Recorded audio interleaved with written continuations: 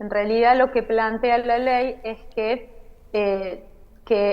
los usuarios de salud mental tengan derecho a recuperarse en el contexto en el que viven y en la comunidad en la que viven, no encerrados, sino en su hábitat y en su espacio. Por eso es este planteo de no internación en hospitales neuropsiquiátricos, sino en los hospitales generales. Hay dos cuestiones que plantea la ley que tienen que ver con los derechos y con el abordaje comunitario. Ya no las internaciones escondiendo al loco, como se decía en otra época, Sí. sino que planteando que cada ser humano tiene capacidades particulares y que esas capacidades tienen que ser desarrolladas, contenidas y explotadas de alguna manera en el lugar en el que vive, no de manera aislada. Por eso es esta cuestión de la comunidad.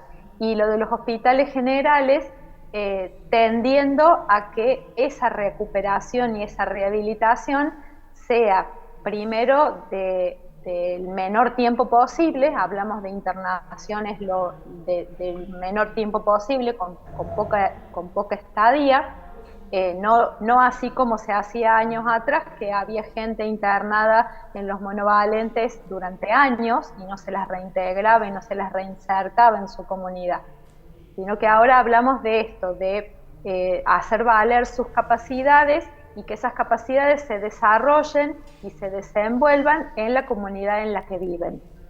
La ley nos da la herramienta de poder determinar si esa persona corre riesgo cierto, inminente, para sí o para terceros.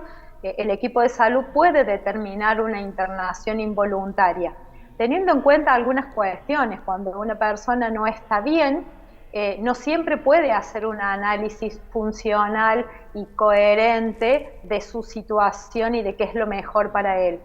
Entonces, en ese momento, el equipo de salud es el que determina, en función de este criterio de riesgo cierto o inminente para sí o para terceros, la necesidad o no de una internación. Bien, se trabaja en equipos interdisciplinarios que no solo involucran a médicos. El equipo de salud está conformado, dependiendo de los hospitales o de las zonas de las que estemos hablando, está conformado por distintos profesionales.